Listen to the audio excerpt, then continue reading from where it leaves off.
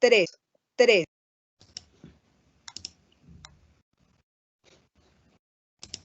Bien, buenos días a todos. Muchas gracias por acompañarlos. Nuevamente, para nosotros es un gusto tener este espacio de diálogo, de discusión, de compartir algunas ideas con Cotelco, un gremio al que tenemos un aprecio muy especial y que venimos desde hace un tiempo en este ejercicio o esfuerzo conjunto de poder compartirles casi que en tiempo real información de interés, aspectos que se están discutiendo y que resultan tremendamente relevantes para poder seguir reinventando la forma como afrontamos esta contingencia.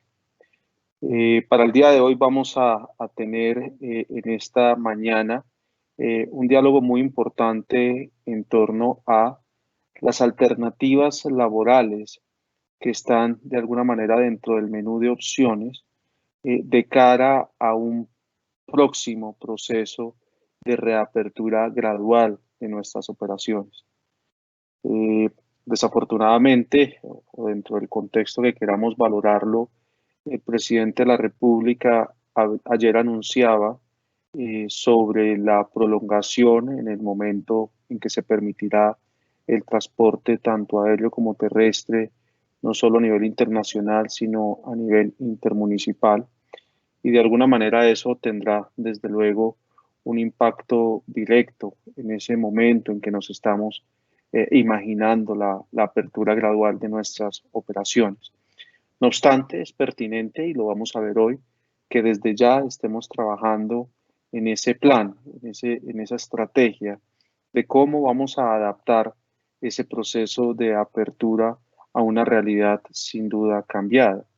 Entre otras cosas, porque no nos podemos imaginar una apertura al 100% de nuestra capacidad. Seguramente vamos a enfrentarnos a un proceso de gradualidad y tenemos que, desde luego, identificar de qué forma esa gradualidad puede ser, digamos, respaldada por las posibilidades que están previstas en nuestro ordenamiento jurídico. Así que en la mañana voy a estar acompañándolos en este webinar para este tema particular. Para quienes no hemos tenido la oportunidad de vernos en alguno de los encuentros anteriores, mi nombre es Diego Felipe Valdivieso, soy abogado de la firma Escola Abogados, en la cual lideramos el área de Derecho Laboral y de Seguridad Social. Seguramente muchos de ustedes ya estarán inquietos también por la norma o el decreto que salió el día de ayer en torno a clarificar algunos aspectos sobre el subsidio a la nómina que está disponiendo el gobierno nacional. Ya estamos también coordinando con Cotelco para tener rápidamente un encuentro muy seguramente al final de la tarde de hoy, en la que podamos igualmente compartirles de manera muy oportuna algunas reflexiones sobre el particular. Sobre eso ya les estarán compartiendo, pero desde ya extenderles la invitación para que igualmente nos acompañen en ese espacio que vamos a generar también para compartirles nuestra aproximación y visión jurídica sobre el punto. Bien, pero como les dije, vamos a arrancar hablando sobre apertura. Y desde luego hago especialmente énfasis en que no nos estamos imaginando una apertura al 100% de nuestras operaciones. De tal forma que cuando hablamos de una apertura gradual, necesariamente hacemos referencia también a una gradualidad en la forma como vamos normalizando nuestras relaciones con los colaboradores al interior de cada una de nuestras organizaciones. Para eso hemos hecho un esfuerzo de explorar dentro del ordenamiento jurídico laboral cuáles son las opciones o de qué forma nuestras normas tratan de dar respuesta a la posibilidad de operar de manera parcial, advirtiendo desde ya que lo que vamos a conversar hoy está de alguna manera edificado o construido con base en las normas laborales que existen, fundamentalmente Código Sustantivo del Trabajo. Y refiero esto porque hasta la fecha no se ha expedido en el marco de la emergencia una norma particular que nos hable de gradualidad en la apertura o en la reactivación laboral de los distintos contratos. Es posible que alguna disposición sobre el particular pueda surgir. Hasta ahora no se está, digamos, advirtiendo por parte del gobierno nacional algo en ese sentido, por lo que vamos a trabajar con base en lo que las normas preexistentes ya tenían dispuesto, advirtiendo desde ya que las normas preexistentes nos permiten algunos escenarios importantes para efectos de adaptar esos contratos de trabajo a esa realidad de reapertura parcial o progresiva. Y lo digo porque nuestro ordenamiento jurídico, desde el momento en que previó la estructura contractual laboral, ya se imaginaba la posibilidad de que existieran contrataciones con parcialidades.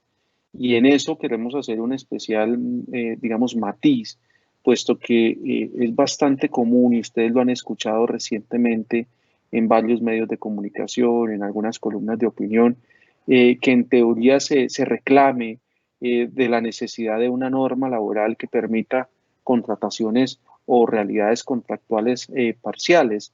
Algunos lo han llamado de la contratación por horas.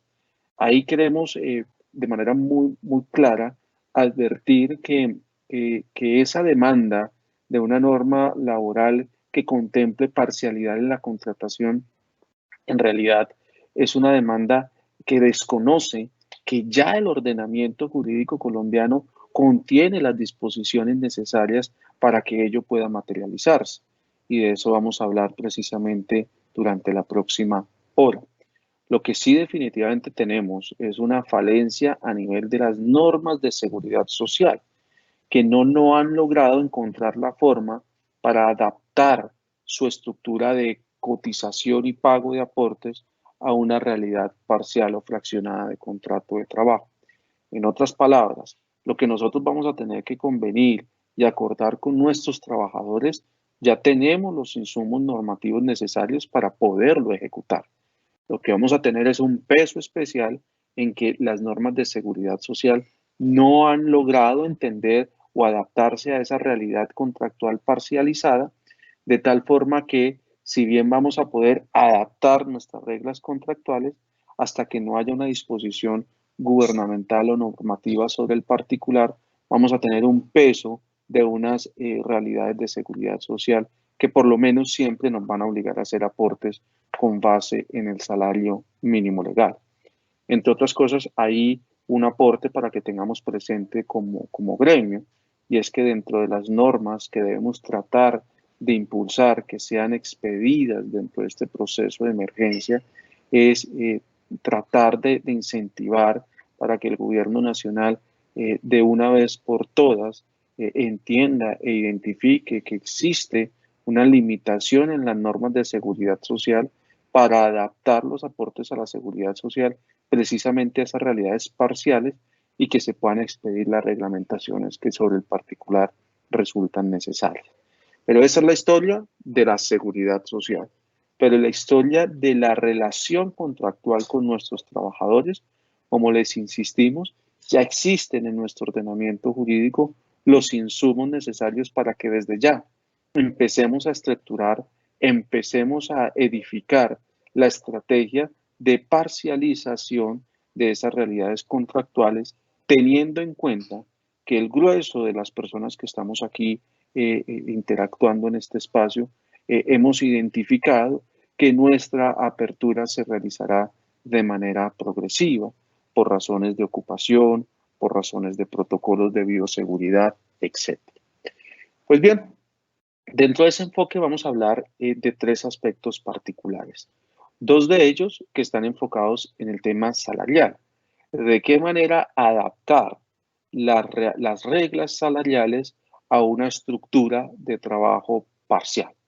Ese es el primero de los elementos, así que a ello le vamos a dar un buen despliegue en el desarrollo del diálogo de hoy.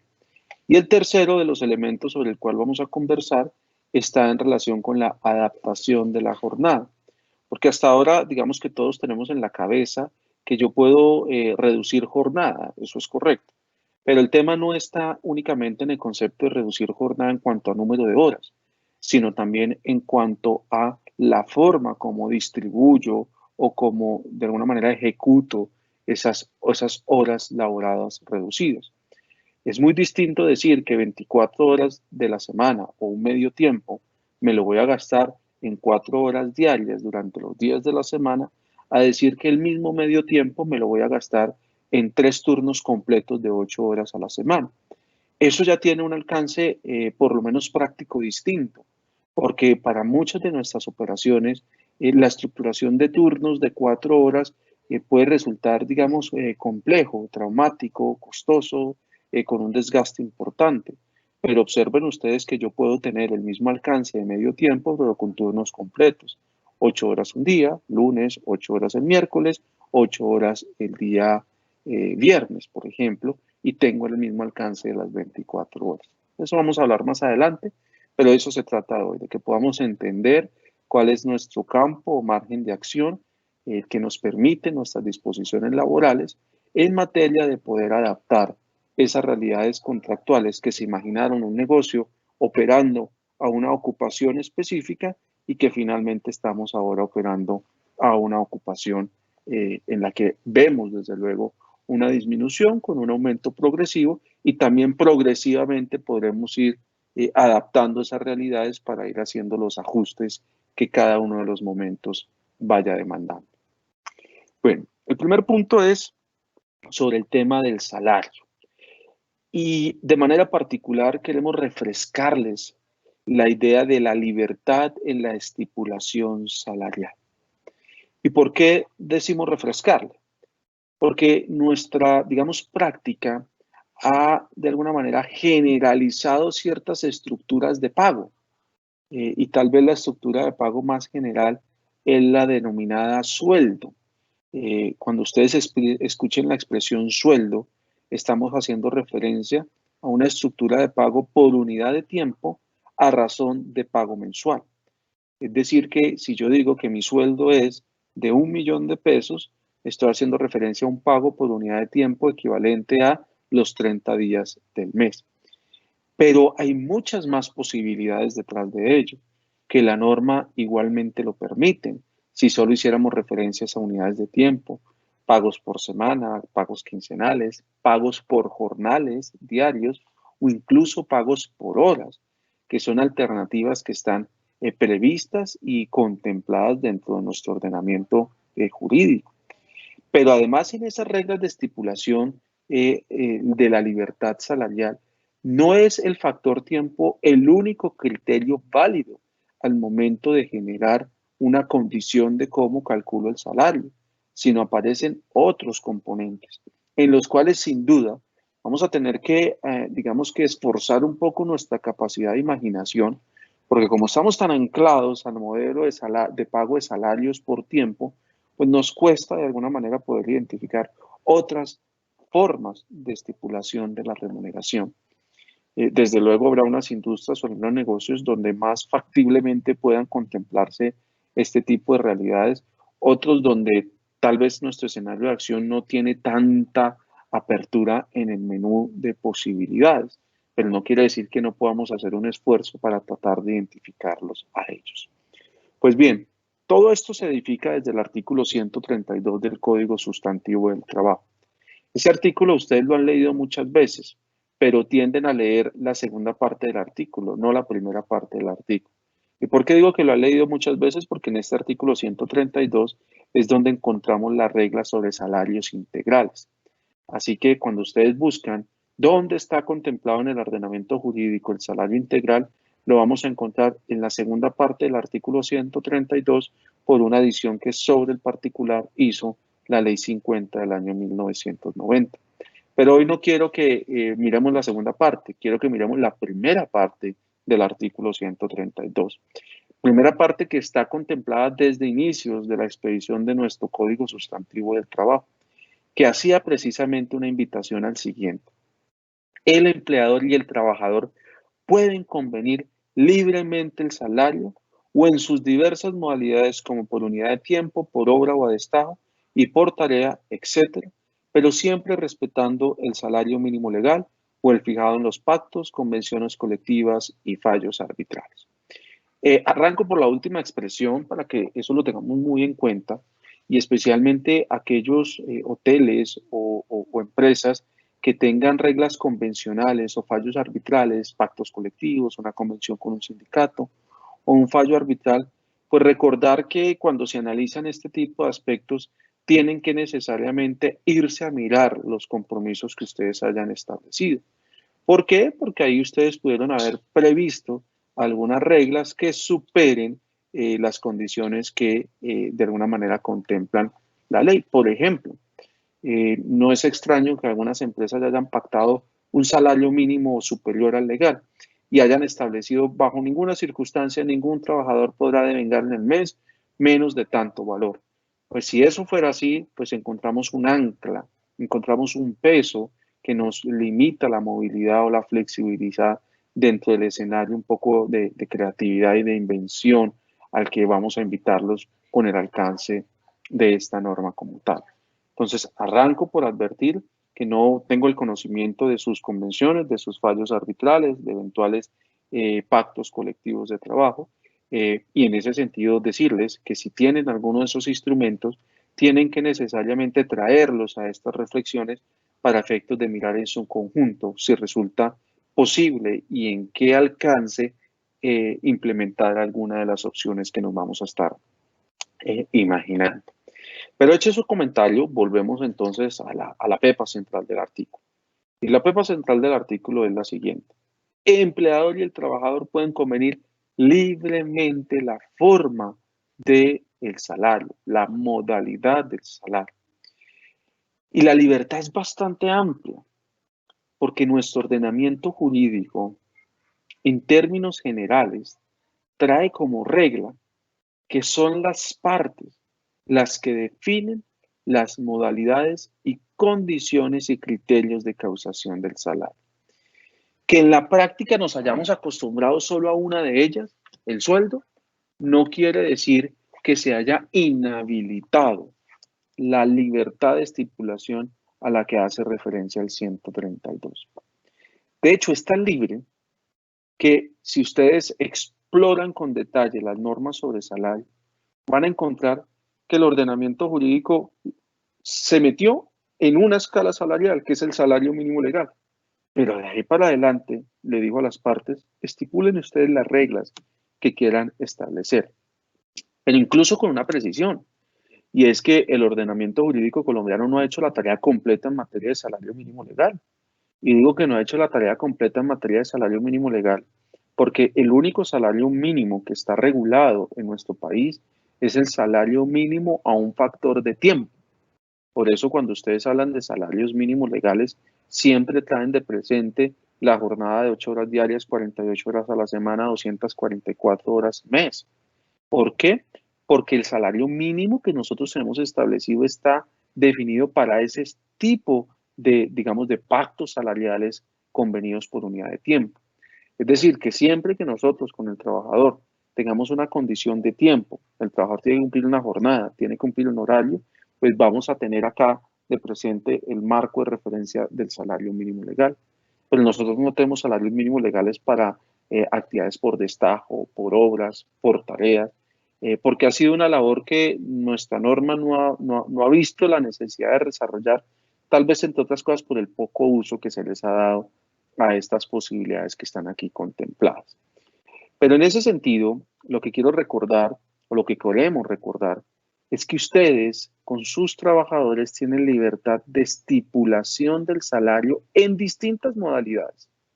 Y empecemos por la modalidad de tiempo, que como les digo es la más común utilizada, pero tendemos a analizarla o aproximarla solo en el concepto de tiempo jornada completa. Como les decía hace un instante, la norma hace referencia al salario por unidad de tiempo a expresión de sueldo, entendiendo sueldo como el salario por unidad de tiempo pactado a razón de un pago mensual. Sin embargo, de ahí para abajo, yo puedo pactar unas unidades de tiempo distintas, mensuales, por semanas, por quincenas, por días y por horas. Y aquí es donde quiero centrarme en el concepto días y por horas.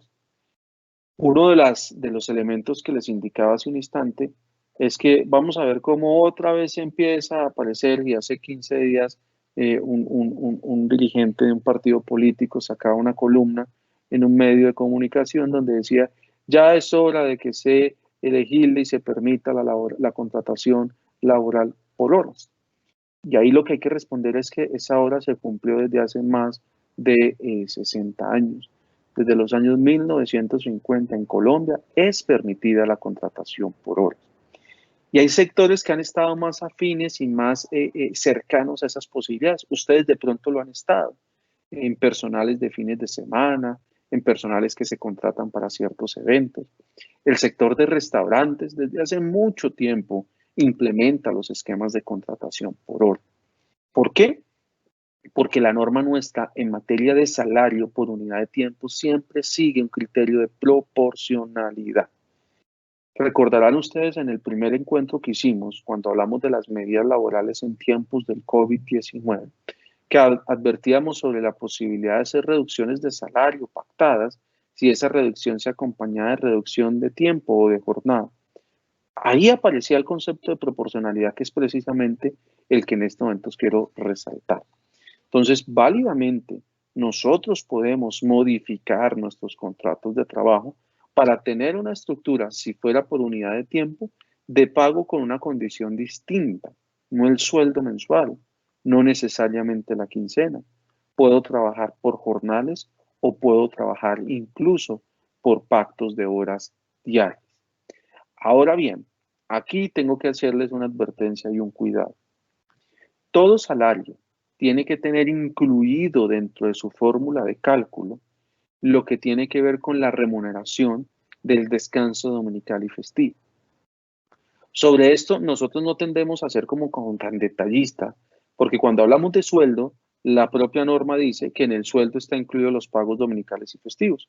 Por eso el sueldo es por 30 días, con independencia de que en realidad los días laborables dentro del mes serán 21 o 24 días. Pues bien, cuando yo utilizo una estructura de cálculo de salario inferior a un factor mensual, como el sueldo, sino que me voy, por ejemplo, a jornales o a horas de pago de salario, tenemos que tener el cuidado de incluir dentro de la formulación nuestra el pago del respectivo dominical y festivo, porque de lo contrario podríamos estar generando una deuda con el trabajador por no estar reconociendo ese pago a que hace referencia. Y les voy a hacer aquí rápidamente un pequeño ejercicio para que sepan a qué estoy haciendo referencia. Si nosotros cogemos el salario mínimo legal en Colombia, que es de 877.000 pesos, y hacemos el siguiente cálculo. ¿Cuánto es el valor de la hora según el salario mínimo legal? Si lo sacamos en la proporción que corresponde. Entonces, lo que debemos hacer nosotros es coger los 877.803 pesos, 877.803 pesos, y lo divido, uno diría, en 30 días, y eso me da 21.260 pesos, y lo divido en 8 horas, y eso me da a mí el valor de la hora a razón de 3.657 pesos. Pues bien, miren un poco a lo que les hago referencia. Ustedes saben que si el sueldo es mensual, el mínimo legal será 877.803 pesos. Pero digamos que vamos a hacer el pago por horas. Y si vamos a hacer el pago por horas, porque simplemente voy a pagarle a la persona la hora efectivamente trabajada, pues el pago, uno diría, de la hora mínima es de 3.657 pesos. Si no tienen en cuenta lo que les acabo de mencionar, de que hay que calcular el pago del valor dominical y de festivo, miren la trampa en la que podrían caer. Supongamos que esta misma persona que se gana 8.657 pesos por hora, trabajara en un día 8 horas diarias. Es decir, que se ganaría 21.260 pesos. Pero cuando yo reviso, encuentro que en realidad esa persona, como le estoy pagando por horas, en la semana trabajó 48 horas. Entonces multiplicaría los 3.657 por 48 y me da 175. En promedio el mes tiene 4.16 semanas. Si multiplico esto por 4.16 semanas, quiere decir que la persona estaría ganando 730 mil pesos.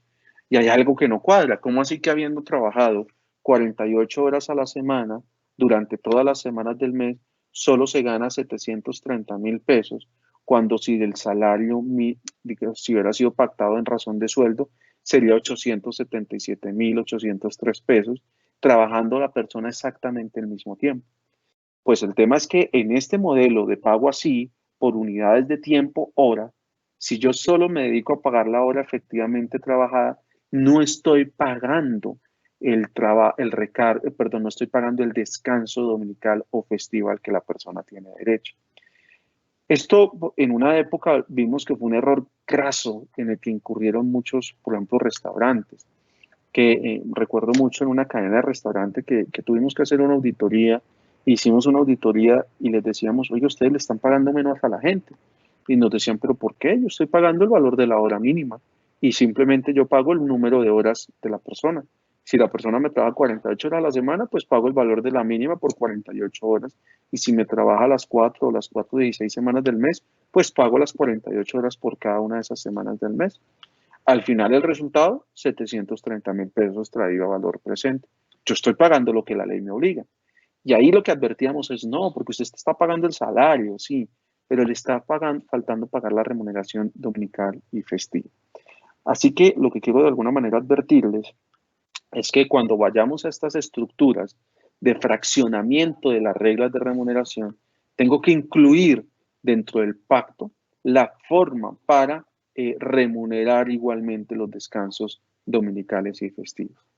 Desde hace mucho tiempo, la Corte Suprema de Justicia en su sala laboral nos dio una formulita que puede funcionar para que la tengamos nosotros presente. Y de pronto les va a ayudar a entender algo que ustedes han visto en muchos contratos. Muchos contratos que tienen conceptos variables, porque al final estamos hablando de variabilidad del salario, tienen incluido una formulita que habla del 83.5 versus el 17.5. Seguramente ustedes han visto esa fórmula muchas veces en muchos parágrafos de cláusula remunerativa. Pues bien, esa fórmula lo que hace referencia es que cuando yo tengo esquemas de remuneración variable, el 83.5, según el pacto que hacen las partes, es la remuneración del salario y el 17.5 es la remuneración de los descansos dominicales y festivos. Esa puede ser una alternativa. Otra alternativa es coger y fraccionar, de tal forma que si la semana en realidad no tiene 48 horas pagas, sino que tiene son 56 porque hay 8 el día domingo, pues tengo que buscar la manera en que esas 8 horas las pague fraccionadamente dentro de cada una de las horas que voy remunerando según la estructura. Varias alternativas podríamos encontrar, podríamos edificar, pero al final la advertencia que queremos hacer es que tenemos plena libertad para convenir con los trabajadores una estipulación de salario distinto al sueldo. Podemos hacerlo, insisto, jornales, diarios, o una que seguramente va a empezar a utilizarse muchísimo, que es la hora válida. No necesitamos ninguna modificación legal para que eso se pueda proceder.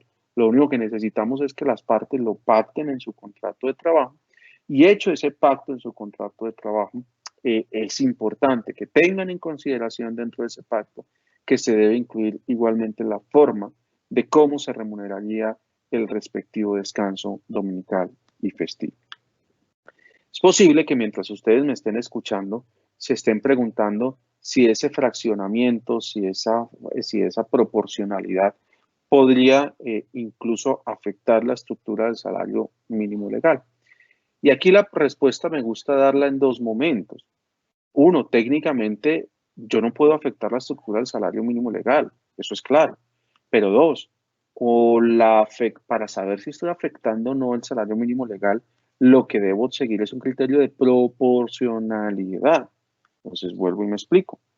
Si yo trabajo menos de la jornada completa y en ese sentido proporciono los 877.000, yo no estoy violentando la estructura del salario mínimo legal, porque mantengo la proporción de ello.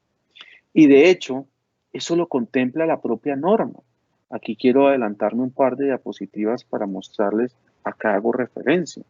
Y es que la propia disposición normativa contempla que, a ver, ¿qué se me hizo?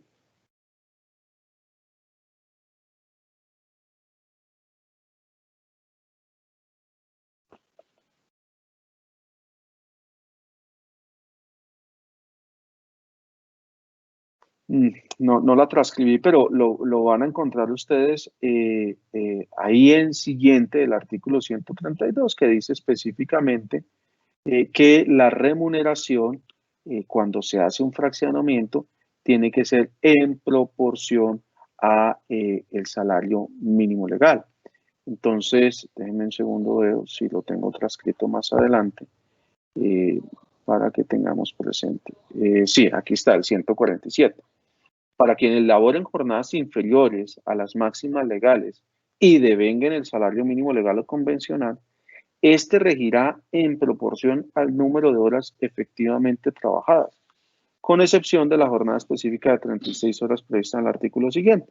Eso recuerden que es una jornada especial que establece que yo puedo pactar turnos de 6 horas por 6 días a la semana, con la condición de que pagando el salario mínimo legal completo, no me veo en la obligación de pagar ningún tipo de recargo, ni dominical, ni festivo, ni nocturno.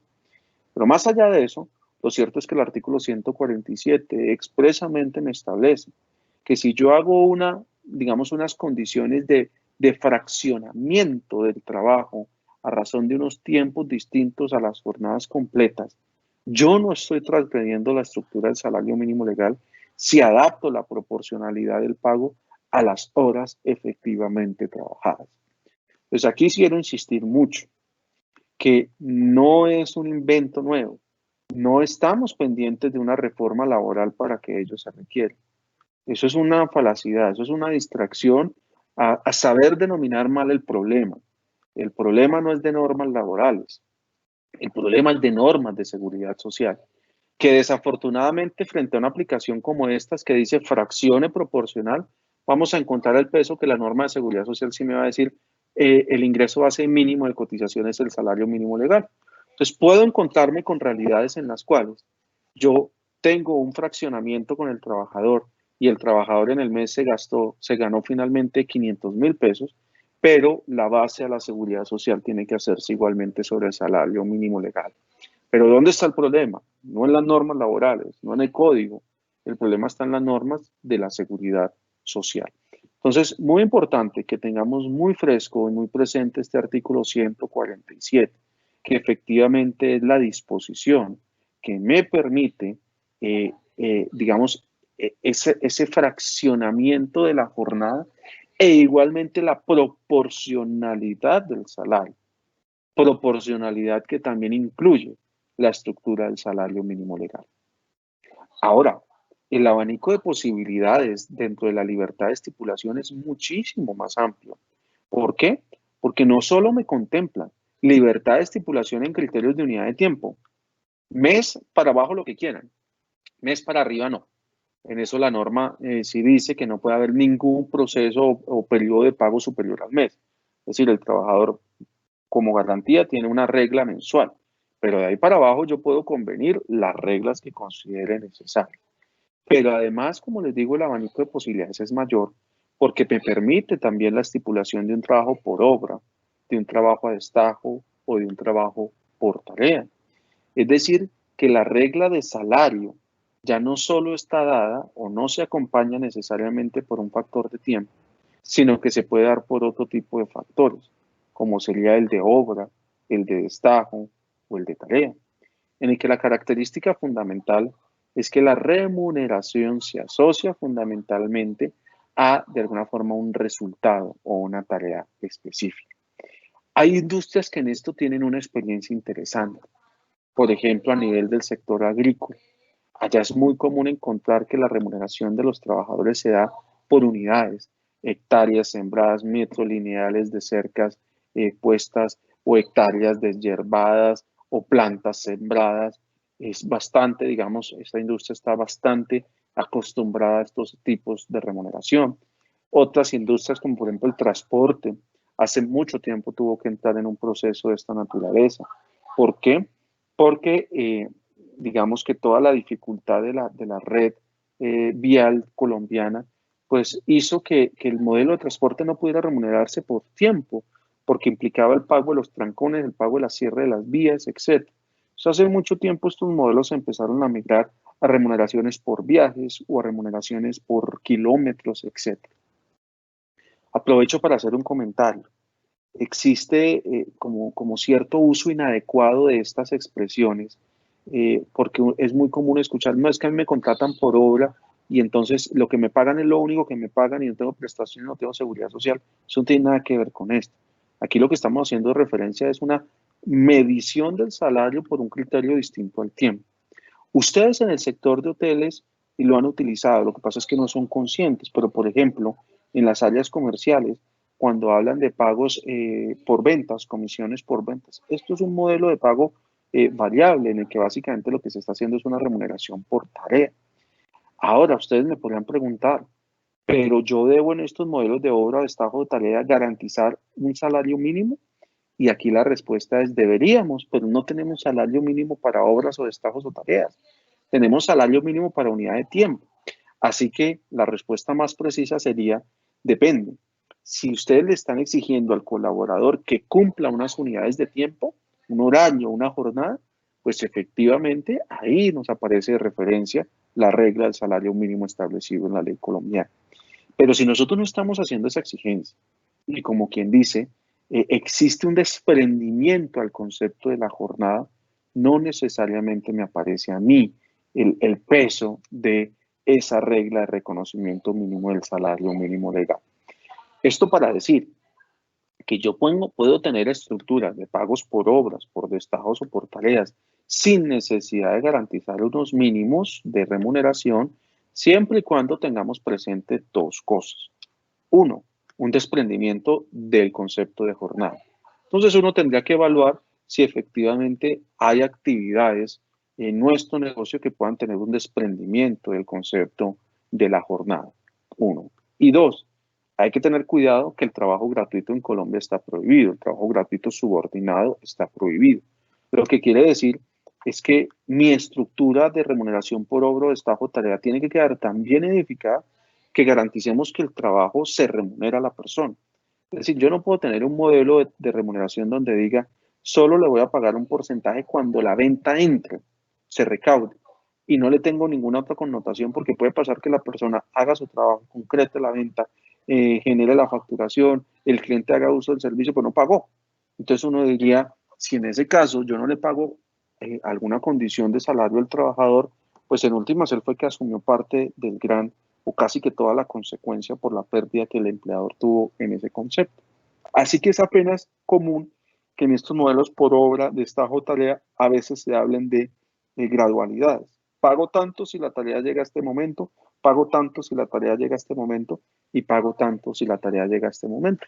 Esa gradualidad también nos permite a nosotros diluir el riesgo, porque es distinto que yo le pague a la persona la comisión completa, así los dineros no hayan ingresados, así de pronto le pago una fracción y yo le voy completando en la medida en que se vayan superando las demás condiciones que allí están establecidas.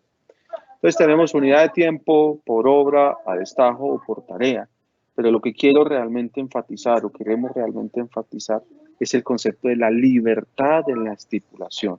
Es una invitación a la creatividad, es una invitación a que realmente leamos de qué manera se va a comportar o se empieza a comportar nuestra industria, nuestro negocio, dentro de unos contextos absolutamente cambiantes y entendamos que la norma ahí no nos asfixia, nos dice, bueno, reinterpreten sus estructuras remunerativas y readapten sus estructuras remunerativas a estos nuevos contextos y a estas nuevas realidades.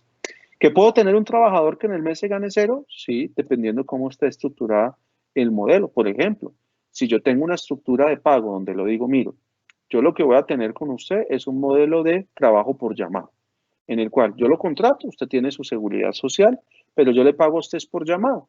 Y el llamado es por cada hora de llamado le pago tanto o por cada jornal tanto. En aquellas actividades, en los días en que yo no lo llame, usted tiene libertad para realizar otro tipo de actividades. Eso es importante, porque ahí tendremos que contemplar que yo no puedo limitarle al trabajador la posibilidad de encontrar otras fuentes de ingresos en esos momentos de no llamar. Si yo en el mes no lo llamé, pues tuvo su seguridad social, pero no tuvo pagos. Pero si yo en el mes lo llamé tantas veces, pues haré el pago en proporción a esos conceptos. Entonces ahí es un poco lo que quiero decir. Empieza seguramente, mientras ustedes me escuchan, se empiezan a generar algunas ideas, algunos conceptos. Desde luego tendremos que buscar el espacio para hacer una validación muy precisa de si esos modelos y esas fórmulas que ustedes están imaginando encajarían dentro del respeto de unas reglas básicas laborales, pero la invitación es a eso, es a que repensemos nuestras fórmulas de remuneración. Cuando estemos aperturando, nosotros no estamos en capacidad de aperturar al 100% nuestras reglas contractuales con los trabajadores porque no estamos operando al 100%.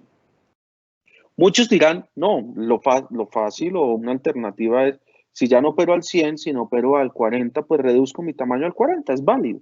Pero también hay que ver que si yo voy teniendo un plan de progresividad en el cual yo le estoy apuntando que del 40 pase al 50, del 50 pase al 60, que el proceso de pérdida de trabajadores también es un proceso con impacto importante, no solo social, sino también con un impacto importante en términos de esfuerzo de formación, de curva de aprendizaje, de costos de contratación, exámenes de ingreso, exámenes de retiros, de dotaciones, etcétera. Pues puedo eventualmente decir, pues mi adaptación al 40 no la voy a hacer eliminando el 60% de los puestos de trabajo, sino voy a hacer adaptando el 90 o el 100% de mis puestos de trabajo a una realidad parcial, como sería esta realidad del 40% acudiendo a estas posibilidades que se están mencionando. Entonces, este es un primer punto sobre el cual quiero hacer especial insistencia. La norma en esto es absolutamente amplia, absolutamente, si se quiere decir, generosa en permitirle a las partes, siempre por acuerdo, la posibilidad de estipular de manera libre las reglas remunerativas. Y eso es lo que ustedes van a encontrar en las distintas disposiciones que acompañan. No solo la ley, porque es que la ley acá no van a encontrar ustedes miles de normas. Van a encontrar el artículo 132 y algún par de artículos adicionales, 147. Pero donde realmente está el espacio es en la aplicación de esa norma en realidades puntuales haciendo un esfuerzo interpretativo, que es parte del esfuerzo que tendremos que hacer más adelante de una manera conjunta como tal. Bien, otro modelo que quiero hacer referencia en materia de remuneración y del cual ya hemos de alguna manera conversado sobre jornadas, vendremos más adelante, es el tema de la flexibilización o de los esquemas de compensación flexibles. Que de esto hablamos cuando tuvimos nuestro primer encuentro, pero lo hicimos con un énfasis muy temporal y muy de emergencia. Pero aquí lo que tenemos que recordar es que la Ley 50 de 1990 contempló la posibilidad de que las partes pudiesen flexibilizar las estructuras de compensación. ¿Y qué se entiende por flexibilizar las estructuras de compensación? Se entiende porque la compensación no esté solo compuesta por pagos salariales, que sabemos que tienen unos factores prestacionales o unos costos adicionales, sino que también la compensación esté acompañada por pagos no constitutivos de salario, que por regla general, en la medida que se administren bien, son pagos que tienen el alivio de no tener el sobrecosto prestacional, de no tener el sobrecosto de seguridad social. Tener un modelo de compensación flexible, que es algo en lo que les confieso, nosotros particularmente siempre hemos sido muy discretos en incentivar este tipo de modelos. Y si hemos sido muy discretos en incentivar este tipo de modelos, ¿por qué? Porque históricamente, y eso es una realidad que por lo menos así la hemos leído nosotros, el grueso de estos modelos de compensación flexible no se utilizaron por razones de necesidad, de contingencia, de emergencia, de defensa del empleo, etcétera, sino se utilizaron únicamente para buscar la manera de disminuir la carga social del contrato de trabajo. Es decir, de ver cómo pagaba menos aporte a salud y menos aporte para fiscal.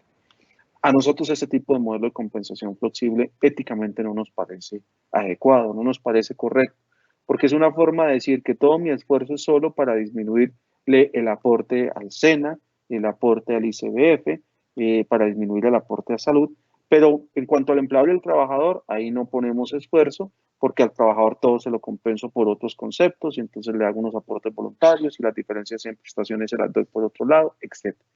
Nos parecen cuestionables esos modelos proyectados así, y el tema del cuestionar esos modelos es que en algún momento ese tipo de cuestión puede tener digamos, una forma de resolución perjudicial a nivel judicial.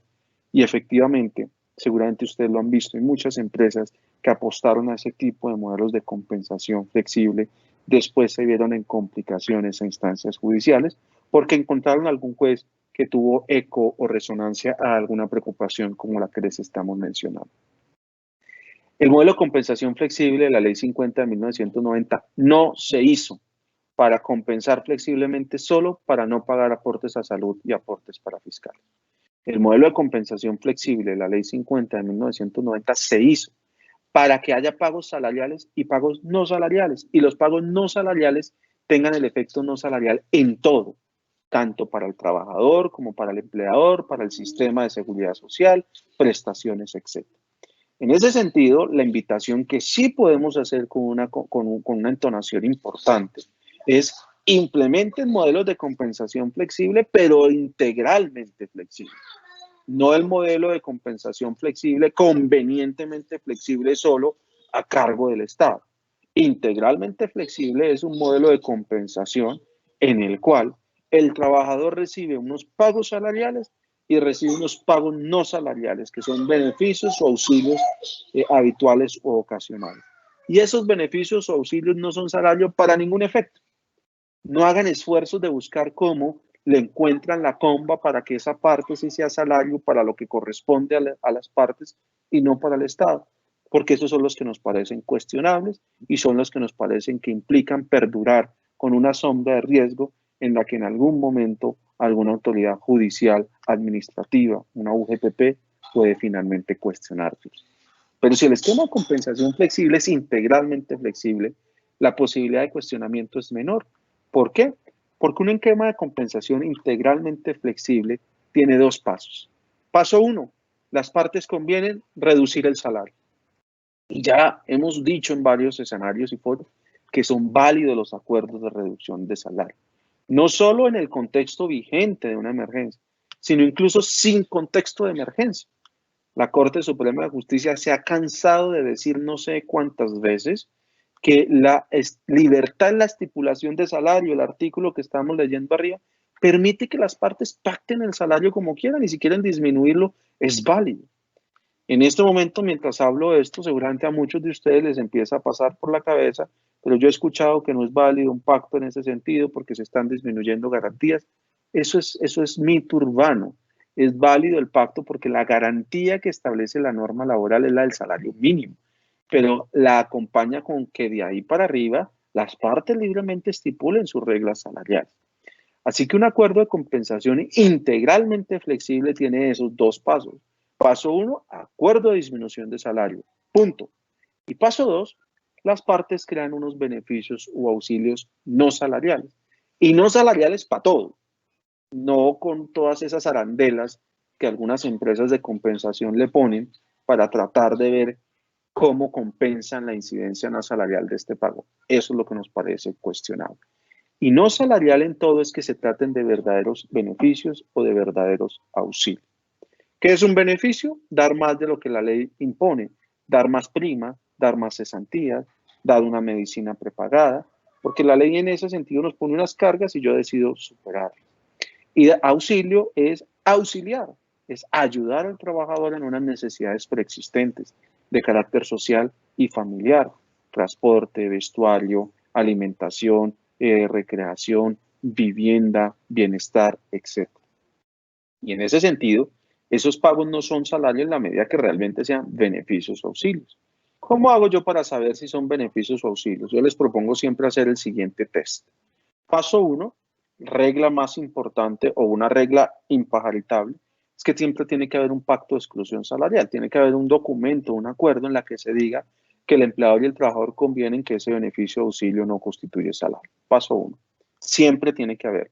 Que si tiene que estar escrito o no, pues técnicamente uno dice que no es necesario que esté escrito, pero en la práctica uno dice que esté escrito, porque lo primero que me va a exigir a mí una autoridad es la prueba del pacto de exclusión salarial. Y esa prueba va a ser mucho más sencilla de constituir si nosotros, o de aportar si nosotros contamos con el documento respectivo. ¿Listo? Segundo paso del test. El segundo paso del test es, hagamos una cosa que llamamos el test de conciencia, y es pregúntense ustedes si realmente es un beneficio de auxilio. ¿Cómo me voy a preguntar si realmente es un beneficio de auxilio? ¿Es mi intención ayudar al trabajador o es mi intención quererle remunerar algún esfuerzo particular? Yo no tengo una condición de auxilio si le digo, sé que usted tiene una necesidad de vivienda, pero yo se la ayudo si me vende tanto. Porque en ese caso el pago ya empieza a distorsionarse, porque en realidad no hay una intención de ayuda, sino hay una intención de remuneración. Ahora, esto un poco para decirles que lo normal es que los beneficios de auxilio no tienen un criterio de variabilidad, tienden a ser pagos fijos. Pueden tener criterio de variabilidad, pero hay que analizarlo con mucho cuidado, porque lo que toca que ver es que la variabilidad esté asociado a lo que esté pretendiendo beneficiar o auxiliar. Me explico. Yo podría decir, yo le voy a dar a usted un auxilio de educación equivalente a 100 mil pesos por cada hijo. Pues obviamente, si tengo 3 hijos, 300.000, si tengo 2 hijos será 200.000. Podría decirle, quiero darle un auxilio de transporte por kilómetro recorrido en su vehículo. Esos criterios de variación pueden ser válidos, pero si se dan cuenta son bastante exceptivos en esas condiciones. Entonces aquí la invitación que queremos hacer es que una forma también de adaptarnos a la nueva realidad también es como volver a refundar nuestras estructuras de compensación. Y si nosotros no hemos hecho aprovechamiento de esta posibilidad contenida en la Ley 50 de 1990, aprovechémosla, que expresamente me dice que yo puedo acordar con el trabajador el reconocimiento de beneficios, auxilios habituales, ocasionales, siempre y cuando estén pactados como no constitutivos de salario. Mitos que hay, que es que si yo le doy a un trabajador un auxilio no salarial, todos los meses se vuelve salarial. Eso es mito. ¿Y por qué es mito? Porque ahí están confundiendo esa regla con otra distinta, que es la de los pagos ocasionales y por mera liberalidad. Que los pagos ocasionales y por mera liberalidad sí tienen esa connotación de ser pagos muy esporádicos, de muy poca repetición, que no tienen ninguna condición ni ningún requisito previo para su causación. Esos pagos, si se repiten, sí se nos ponen en problema. Pero estos pagos, que son los auxilios y beneficios, no tienen esa regla de repetición. Tan así que la propia norma dice pueden ser frecuentes, habituales o pueden ser ocasionales. Imagínense ustedes que la norma dijera, no, usted puede ayudar al trabajador en la alimentación mensual, pero solo un mes, en los demás meses no tienen por qué ayudar. Cuando efectivamente lo que busca la norma es aperturarnos y decirnos, usted puede tener una estructura de compensación donde le remunera el salario y tocó bajarlo y adaptarlo a una realidad distinta, y otra cosa donde usted le decide ayudar al trabajador, que como sé que aquí ahora estoy impactando, yo quiero ayudarle con un bono de 100.000 pesos para mercar, quiero ayudarle con un bono de 100.000 pesos para servicios públicos y se lo voy a ayudar todos los meses. Y eso sería una alternativa perfectamente válida. Entonces, ahí un poco la invitación a que contemplemos esas posibilidades. A nosotros nos gusta siempre insistir que los pagos no constitutivos de salario no deben ser la mayoría dentro de la estructura de la compensación. Nos acogemos al límite del artículo 30 de la ley 1393 de 2010 en cuanto a que esos pagos no deberían superar el 40% del total de la remuneración. Sé que algunos colegas pueden decir, sí, ese límite solo está para aportes a la seguridad social. A nosotros nos parece que razonablemente debemos generalizarlo, como en general los pagos no salariales que recibe el trabajador por estas estructuras de compensación flexible no deberían superar el 40%, que ya es bastante. Antes de la ley 1393 se hablaba de un 30%. Esta ley 1393 nos aperturó y nos permite hoy hablar con bastante solvencia y confianza de un 40%. Y un último comentario sobre la compensación flexible en materia de salarios integrales. A la pregunta de si la compensación flexible en materia de salarios integrales se puede implementar. Y la respuesta es claro que se puede implementar, solo que tendrán que tener en cuenta que siempre el componente, de la remuneración, del componente remunerativo debe respetar el componente de la remuneración mínima integral. Entonces, si yo tengo un salario de 15 millones de pesos y voy a generar una compensación flexible, tengo que garantizar que la parte remunerativa reconozca o garantice mínimo los 13 salarios mínimos legales. Misma reflexión en los salarios cercanos al mínimo. Yo solo podré flexibilizar las partes que superan el salario mínimo legal. En la medida en que yo respete esas condiciones mínimas legales, cuando estoy hablando de salarios por unidades de tiempo, pues yo puedo hacer la flexibilización en los componentes adicionales en ese sentido. Bien, y el último punto sobre el cual queríamos conversar hoy es sobre el tema de la parcialidad de la jornada, de lo cual en realidad ya hicimos una aproximación importante cuando estábamos hablando del salario, pero ahorita quiero hacer énfasis en otro aspecto particular. Cuando uno habla de jornada, uno tiene que hablar de jornada de dos formas complementarias. Uno ha visto la jornada como el cuánto y otro ha visto la jornada como el cómo. Cuando hago referencia al cuánto, hacemos referencia a la jornada en cuanto a cuántas horas tengo. Y cuando hago referencia al cómo, hago referencia a cómo distribuyo o ejecuto las horas que tengo.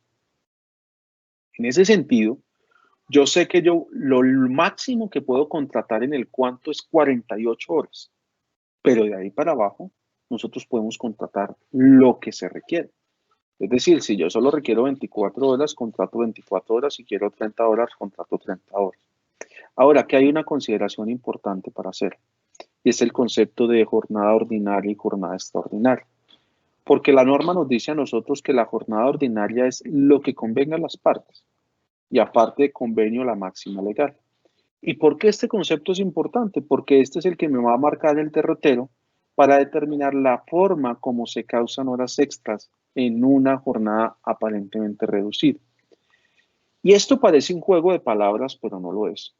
Es muy distinto decir, las partes pactan que la jornada ordinaria es de 48 horas, pero se hará una remuneración por hora, y vamos a los destajos de arriba, evento en el cual, pues si yo trabajo 24 horas, pago 24, si yo pago 25, pago 25, y todas hasta la 48 serán ordinarias.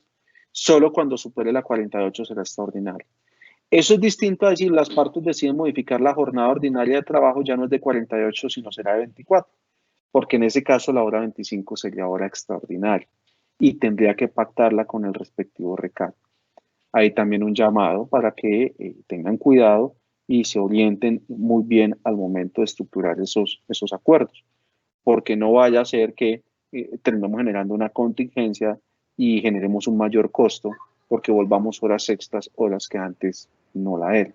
Entonces hay que tener cuidado en esa estructura digamos, de definición de lo que se entiende por la jornada ordinaria, más la combinación con la regla de pago por unidad de tiempo llamado hora.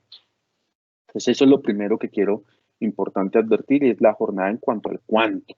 Y esa definición precisa me ayuda a evitar conflictos en cómo entender la causación de horas extras. Y hay otro que es la jornada ordinaria en cuanto al cómo, y el cómo es cómo la distribuyo. Y aquí es donde también tenemos que recordar que tenemos una flexibilidad importante en la ley. Nosotros estamos acostumbrados a pensar que la distribución de la jornada es solo a razón de 8 horas diarias, 48 horas a la semana. Pues la ley nos da mucha flexibilidad, y la flexibilidad más grande la encontramos en el artículo 165 del Código Sustantivo, que nos invita a cambiar nuestra forma de ver ese cómo, y nos dice, usted tiene una bolsita de horas en las que puede meter las 48 de una semana, puede meter las 48 otra semana, y puede meter hasta las de 3 semanas. Y esa bolsita, distribúyala como quiera. Y esa distribución le va a permitir la flexibilidad para adaptarse a ciertas realidades. En ese sentido, yo puedo tener, como se los dije arriba, un esquema de medio tiempo en el cual la persona me elabore tiempos completos durante unos días específicos en la semana, porque yo no estoy transgrediendo las reglas de proporcionalidad en la distribución de ello. Y esto es importante, porque posiblemente, dependiendo de la estructura que ustedes tengan y el negocio que ustedes tengan, pueden eventualmente prever un aumento de la ocupación más significativo el fin de semana que entre semana.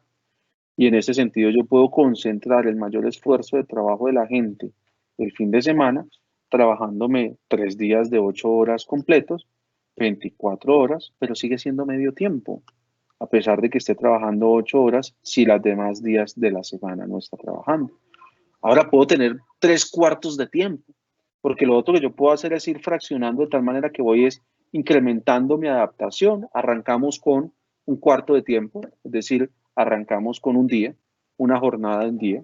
Después hago el otro sí o lo pacto para que yo pueda irlo aumentando 2 días, 3 días, hasta que yo vaya completando durante un periodo de gradualidad. Porque también un poco lo que queremos anticipar es que no nos podemos volver ahora a la feria de estar suscribiendo otros sí y acuerdos cada vez que vaya a haber cualquier tipo de movimiento. La idea es que con estos conocimientos que estamos teniendo el día de hoy, ustedes se anticipen y puedan de alguna forma imaginarse y contemplar los distintos escenarios para que el documento que vamos a suscribir nos dé toda esta flexibilidad. Entonces, mire, la jornada es de 48 horas, pero yo le voy a tener es un pago por llamado. Usted se compromete a cumplirme los llamados que yo tenga y en la medida que vayamos incrementando los llamados, pues desde luego se me va complementando la jornada completa. Y ahí no tengo que estar haciendo trocis porque ya en julio es distinto a agosto y agosto es distinto a septiembre, porque ya voy contemplando esta flexibilidad que aquí se está teniendo.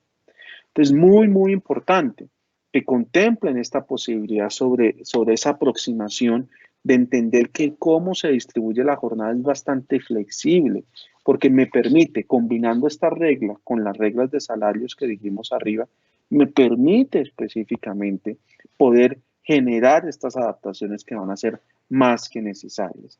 Y tengan la tranquilidad que es permitido. No estamos pendientes de ninguna ley. De esto ya se viene hablando. La norma lo contempla, artículo 147. Mucha jurisprudencia sobre el particular que ha entendido que se trata de modelos flexibles en los cuales las partes adaptan las necesidades y la realidad contractual a las necesidades operativas. De eso ya existe, el artículo 165, buena jurisprudencia tiene sobre el particular. Ahí la importancia es que tengamos mucho cuidado en la forma como formalizamos estos elementos, reconociendo que hay algo que sigue colgado en el tiempo y es los temas de seguridad social. Tan así que, por ejemplo, ustedes esta tarde van a hablar del subsidio de la nómina, pero según el decreto que salió ayer se dice eh, mínimo tienen que tener un IBC del salario mínimo legal en el mes inmediatamente anterior. Entonces, algunos clientes esta mañana me estaban cuestionando, me decía, Diego, creo que como nosotros hicimos unas parcialidades de jornadas, hay gente que se está ganando 600.000 pesos, no vamos a poder acoger el beneficio para ellos. Yo les decía, hagamos una releída porque les aseguro que esas personas que ustedes le están pagando 600.000 pesos, igual están teniendo el IBC, el ingreso base de cotización, en el salario mínimo legal. ¿Por qué? Porque la norma no les permite, las reglas de seguridad social han sido muy, muy, muy limitadas en ese entendimiento del ingreso base de cotización. Bien, este es el artículo 165, del cual ya les conversé. Quisiera terminar mi intervención en esta fase con esta frase que hemos venido haciéndole mucho eco en distintos escenarios. Y tal vez ustedes ya no lo escucharon en varios encuentros. Esto se trata de ayudar, de comunicar, de sensibilizar a nuestros trabajadores en el entendimiento que requerimos del compromiso individual. Tenemos que romper esa barrera. Muchas personas y muchos trabajadores siguen creyendo que el esfuerzo empresarial es del empresario. Por eso me gusta mucho esta frase de Vince Lombardi que dice, el compromiso individual con un esfuerzo colectivo es lo que hace que un equipo, una empresa o una sociedad funcione. Así que todo esto que hemos hablado arranca y nace en el compromiso individual de cada uno de nuestros trabajadores. Y ese es el esfuerzo gigante que tenemos que hacer de sensibilizarlo, porque es su compromiso individual, acompañado del esfuerzo colectivo que hacemos como gremio, que hacemos todo, lo que hace que las empresas, los equipos y las sociedades funcionen. Bueno, muchísimas gracias. Creo que nos quedan un par de minuticos que podríamos aprovecharlo para explorar algunas preguntas adicionales. No sé. Sí, Sí. hola. Sí, Diego, buenos días. Buenos días a todos. Hola, Julián. Pues hay varias preguntas frente al tema y empiezo con esta. Y es si teniendo en cuenta las medidas graduales que las empresas implementarán para la reapertura del trabajo, ¿cuál sería el riesgo de reducir la jornada y el salario sin un pacto expreso con el trabajador? Pues mira, el riesgo es, digamos, de dos naturalezas. Uno, que se puede entender una modificación impuesta del contrato de trabajo. El contrato emana de un acuerdo de voluntades, así que las modificaciones unilaterales se asocian a un incumplimiento de una de las partes que podría motivar una, digamos, reclamación, por ejemplo, de un llamado despido indirecto o una renuncia indirecta. Eso es un escenario. Dos, obviamente investigaciones administrativas que podrían dar como consecuencia sanciones por el incumplimiento de la ley, porque en este sentido yo estoy incumpliendo el contrato que se ampara en unas disposiciones normativas. Y tercero, que es lo que me parece un poquito más peligroso, y es que si hay algunos antecedentes de la Corte Suprema de Justicia que ha dicho que de ciertas modificaciones unilaterales lo que hacen es perdurar la deuda. Me explico. Que yo modifiqué un salario integral y le dejé de pagar el mínimo integral y no hubo acuerdo. Ahí lo que la Corte ha dicho en algunos casos es que se perdura la deuda, es decir, que el trabajador podría finalmente reclamar la diferencia, que es lo que me parece complejo. Por lo que yo sí los invito a que acojamos el camino más complejo, que es el camino de tratar de hacer una muy buena estrategia de comunicación, de sensibilización. Más complejo porque sin duda es más fácil mandarle a todo el mundo una carta y punto. Pero los invito a que hagamos el camino más complejo para que por lo menos disminuyamos el tamaño del problema. Eso es algo que siempre le decimos a nuestros clientes. Disminuyamos el tamaño del problema, que contamos con la aprobación del 80%, del 100%. Listo, ya disminuimos el tamaño del problema un 20% y hacemos una intervención particular para ese 20%. Pero vayamos controlando los efectos que podemos nosotros tener o las contingencias o riesgos que podemos generar con estas circunstancias. Diego, precisamente con lo que usted acaba de comentar, nos preguntan si no habría una violación al principio de igualdad, por ejemplo, si algunos trabajadores se acogen a las modificaciones y otros no, y cómo se puede manejar esa situación en la práctica. Bien, digamos que el principio de igualdad en materia laboral se edifica desde un concepto de igualdad de oportunidades. Y en principio no sí podría advertir algún tipo de violación a esa regla, por lo que lo ideal es que sea por lo menos por rangos. No por toda la empresa puede ser, pero por lo menos por rangos, por niveles, para que personas en condiciones similares mantengan esas homologaciones. Y las personas que no lo acepten tendremos que hacer un abordaje especial, un abordaje particular. Pero no desconozco que pudiera haber ese escenario de discusión sobre la violación del principio de igualdad. Aquí hay de por medio un acuerdo, aquí hay de por medio una estructura sobre ello, eh, por lo que me preocuparía más no en los que aceptaron, sino me preocuparía más por aquellos que no aceptaron, porque de alguna manera hay que resolver ese aspecto particular y pues posiblemente ahí haya que contemplar algunas posibilidades que no son las que necesariamente ustedes estaban buscando, pero que habría que contemplarse, como eventualmente desvinculaciones, etcétera, porque no pareciera justo o equitativo que el esfuerzo de los demás se lo estén consumiendo aquellos que no quisieron aportar. Perfecto. Diego, ¿cómo se podría determinar la jornada máxima cuando se pactan estructuras de salario por horas para la determinación de ese pago por horas extras si las hay? Bien, entonces es un poco el concepto que les decía. Yo lo que diría es, las partes pactan o convienen que la jornada ordinaria es de 48 horas, con eso tengo el máximo, solo que mi estructura de pago es por unidad de tiempo, asociado a un criterio de programación de llamada y unidad de tiempo por hora. Ahí les funciona perfectamente, mantienen las 48 horas como tope de jornada máxima, todas las horas hasta las 48 se pagarán como ordinarias, solo que se pagan según efectivamente se estén trabajando. Diego, ¿es válido aplicar estos pactos en vigencia de la suspensión del contrato? Es válido que los podamos formalizar en vigencia de la suspensión del contrato y desde luego empezarán a tener efectos una vez el contrato se reactive. Diego, ¿cómo hacer para minimizar los riesgos, por ejemplo, de procesos de fiscalización cuando se integran estos modelos de flexibilización, en particular cuando usted comentaba lo del tema de hacer las estructuras integrales de los modelos? Creo que entre más integral y más de frente se haga, menos riesgo de fiscalización hay. Si yo de frente digo, las partes convienen en un documento aparte reducir el salario, punto, y en otro documento aparte, las partes convienen reconocer estos auxilios o beneficios, ahí realmente el riesgo de un resultado negativo en fiscalización es muy bajo. Me parece que obviamente un tema de lenguaje, porque es que es muy desafortunado ver, las partes convienen que el salario de 10 millones de pesos a partir de la fecha se pagará 7 salarial y 3 no salarial. Ahí ya estás perdiendo en el proceso de fiscalización, porque parece una desalarización.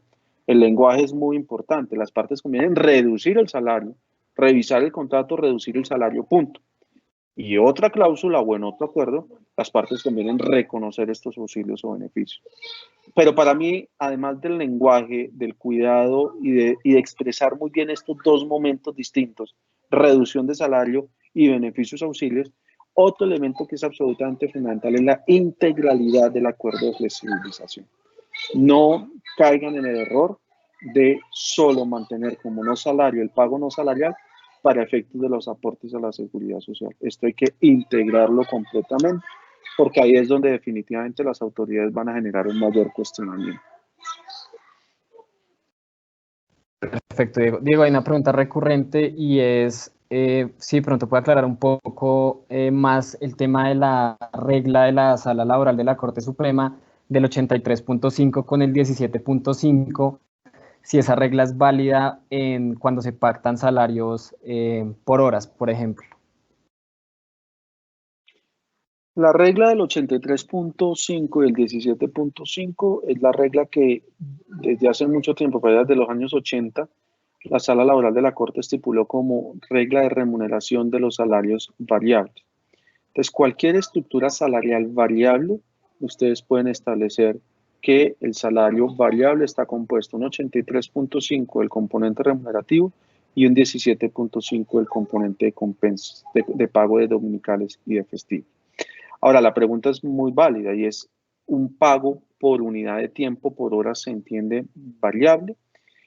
Ahí, digamos, hay que hacer un ejercicio de cálculo numérico. De pronto, lo más transparente en ese caso es entrar en la referencia que les mencionaba hace un rato, de que el día de domingo equivale a 8 horas. Entonces, si yo voy a tener una proporcionalidad de tiempo, quiere decir que yo pago 8 horas de un domingo por 48 horas a la semana. Yo podría coger y dividir las 8 en 48 y me da 0.16.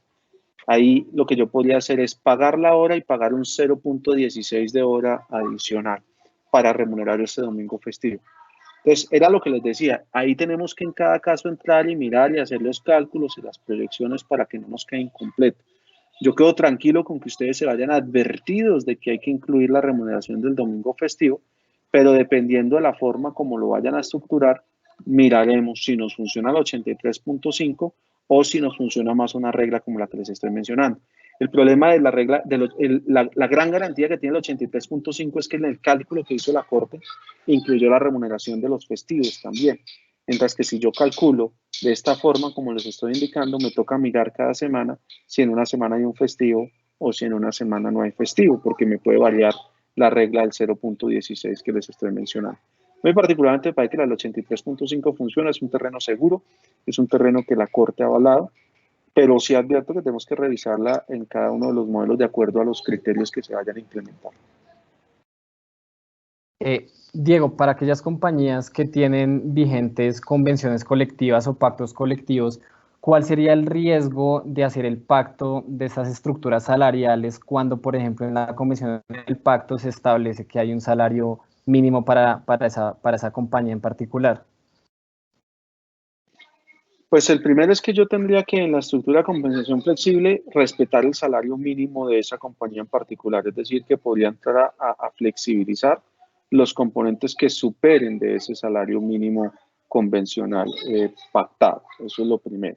Si definitivamente eso me implica una restricción porque me está limitando la posibilidad de flexibilización, tengo que entrar en un proceso de negociación para hacer una revisión de la convención o el pacto para cambiarlo, porque no es válido el acuerdo individual con el trabajador que vaya en detrimento de lo que está allí pactado, a menos de que se traten sindicatos minoritarios, caso en el cual el trabajador sí puede optar por, digamos, desvincularse de la asociación sindical, posiblemente no lo haga, o en el caso de pacto colectivo puede decir que el pacto no se le aplique porque no se adhiere al mismo. Pero es más traumático. El tema es respeten el mínimo convencional o pactado y si definitivamente eso los asfixia, tenemos que entrar en un escenario de revisión con el sindicato o quien corresponda sobre esa cláusula. Perfecto, Diego. Diego, y la última pregunta frente al tema de jornada es si, por ejemplo, se puede pactar que el día de descanso sea un día diferente al domingo y cómo se haría esa remuneración. Esa pregunta tiene dos aristas distintas. Yo puedo pactar que el día de descanso sea cualquier otro día de la semana, eso es válido, pero ese pacto solito no es suficiente para quitarle el recargo al domingo por el hecho de trabajar el domingo. La única posibilidad de reemplazar el domingo como día de descanso obligatorio es hacer un acuerdo para reemplazarlo con el día sábado. En otras palabras, yo puedo descansar, yo puedo pactar que cualquier día de la semana sea el descanso, pero ese solo pacto, el trabajo el domingo, me genera recargo. Si yo quiero que el trabajo el domingo no me genere recargo, la única posibilidad es hacer un switch entre el domingo y el sábado, porque así lo contempló la ley 789. Listo, Diego. Y por último, pues cierro con unas preguntas que previamente nos había llegado Cotelco, no frente a este tema, sino frente al tema genérico del COVID.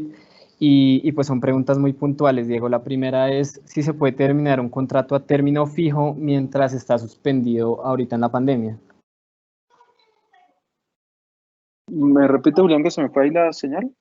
Sí, claro que sí. Si es válido terminar un contrato a término fijo mientras está suspendido el contrato. Eh, Esa pregunta nos la habían hecho en su momento, nosotros creemos que sí.